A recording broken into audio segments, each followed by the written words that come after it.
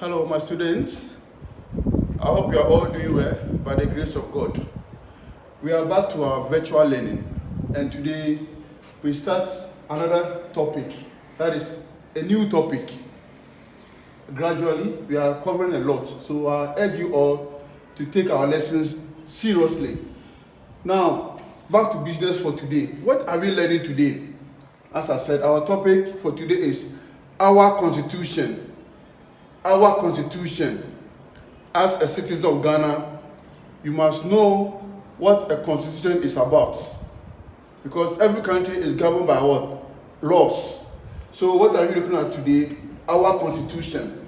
So what are you supposed to achieve at the end of today's lesson? We are to explain the meaning of what? Constitution, identify the types of constitution, explain some of the features of the 1992 Constitution of Ghana, explain some importance of the 1992 Constitution of Ghana, and if time will permit us, we also look at the main organs of government, the arms of government in Ghana. So without wasting my time, we'll take our first objective for the day, talking about what a constitution is. What is a constitution? What is a constitution? A constitution is a set of rules for governing a country. I said what? A constitution is what? A set of rules for governing what? A country or an organization.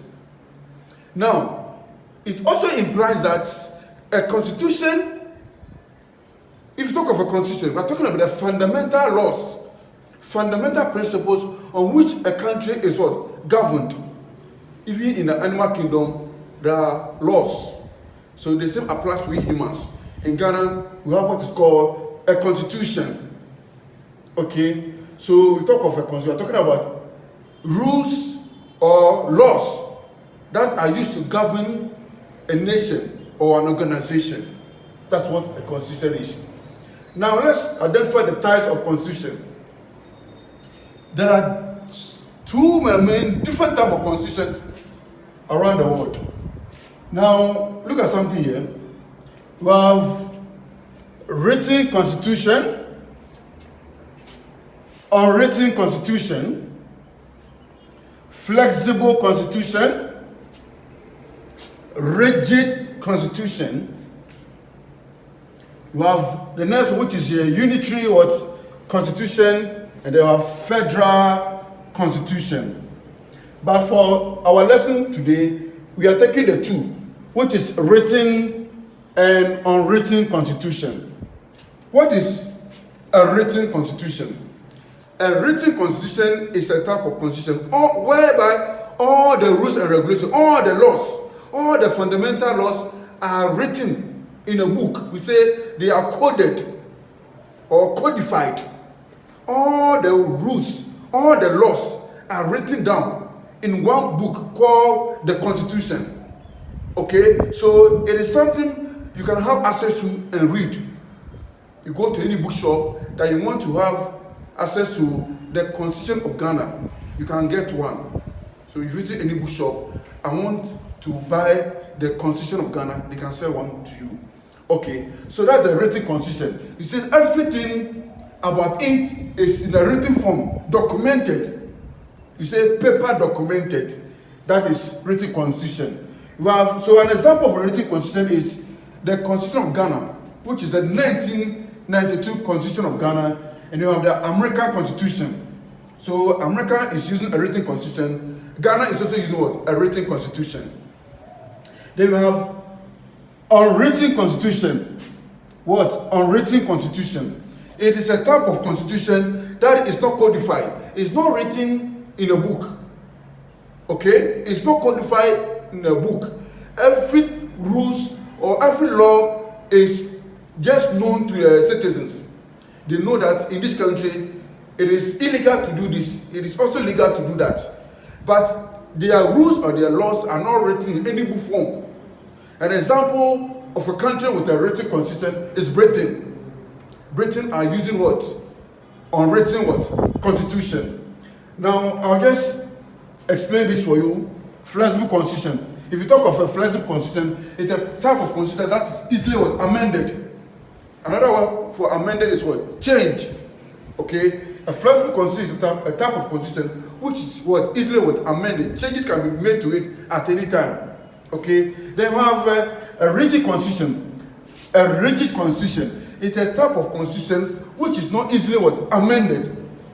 Parts or component of the constitution, if you want to change it, a rigid constitution, if you want to change any component, you have to go through a whole lot of procedure before you can even change one article. That's why they call it a rigid constitution, because to make changes, you go through a whole lot of procedure. It's difficult, tedious to change. That's why they call it a rigid constitution. Okay, so I'll deal with the following as of now. Now let's continue.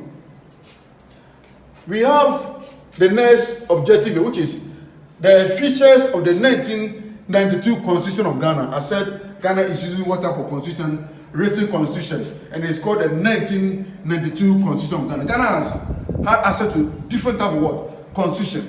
But in our fourth republic, we are using the what? The 1992 Constitution of Ghana. Now, so talking of the features of the 1992 Constitution of Ghana, specifically Ghana's constitution, what is the character? What are the features of Ghana's constitution? One is that the constitution is the highest law of the land. No law supersedes the 1992 Constitution of Ghana. It's the highest law of the land. Now you are paying attention. I said what? One character or one feature of the 1992 Constitution of Ghana is that it is the highest law of the land. No law is above the 1992 Constitution of Ghana. Two, the Constitution defines what rights and freedoms citizens and non-citizens enjoy. Okay? The Constitution defines what rights and freedoms citizens and non-citizens enjoy. So what it means is that as a Ghanaian citizen, the rights and freedoms you enjoy are spelled out in the Constitution. As a foreigner, the rights and freedom you enjoy are also spelled out in the Constitution. Okay? The third one is that the Constitution contains the goals of the nation, the aspiration of the nation. What is Ghana going to achieve? What is the goal? What is the aspiration of Mother Ghana? Everything Ghana is supposed to achieve, 10 years, 50 years, 20 years to come, is spelled out in the Constitution, and how it must be achieved. So he says that the Constitution contains the goals, our motive as Ghanaians, our aspiration as Ghanaians, of the nation, and how they must be achieved. Okay, so there are more features of the 1992 Constitution of Ghana, but I decided to deal with the three for today. Let's move to the next objective. The next objective talks about the importance of the 1992 Constitution of Ghana. Say, explain some importance of the 1992 Constitution of Ghana. I've told you the 1992 Constitution of Ghana is an example of what? A written constitution. Now let's look at something here. One important is that it defines the powers of the organs of government. The Constitution of Ghana specifically tells the three main arms of government their powers. Executive, these are your powers. Judiciary, these are your powers. Legislature, these are your powers. So in the Constitution of Ghana, all the three arms of government have been given specific powers. Okay? Good. The next one is that it protects human rights. Our Constitution protects human rights.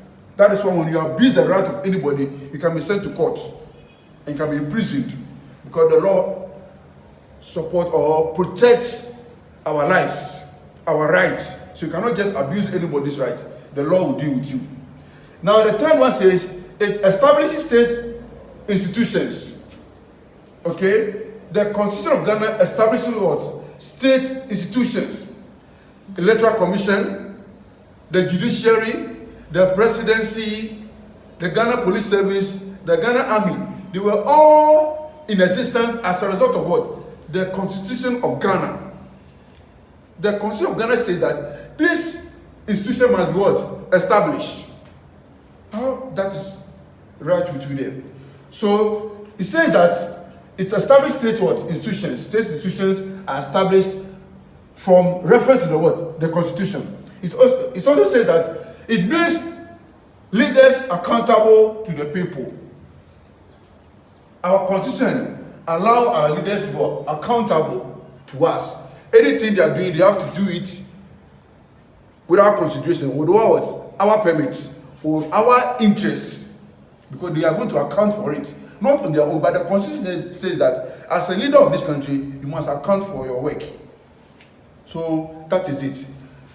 I move on to the next objective for the day, which is we are going to identify the main organs of government in Ghana and their composition. Organs of government in Ghana and their composition. In Ghana, we have a system of government called the presidential system of government. I said Ghana, we are practicing what type of government system? Government system, presidential system of government. So basically, we have the three organs of government. We have the executive.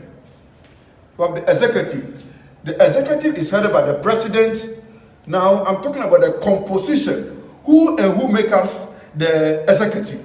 So anytime you hear executive, it is talking about the president, the vice president, cabinet ministers, and other ministers, the council of states, and the civil service. These are the people that makes up the what? The executive arm of government. But the right time, I'm going to explain all this for you. Council of State, these are the people that advise the president. Okay? Now let's go to the legislature.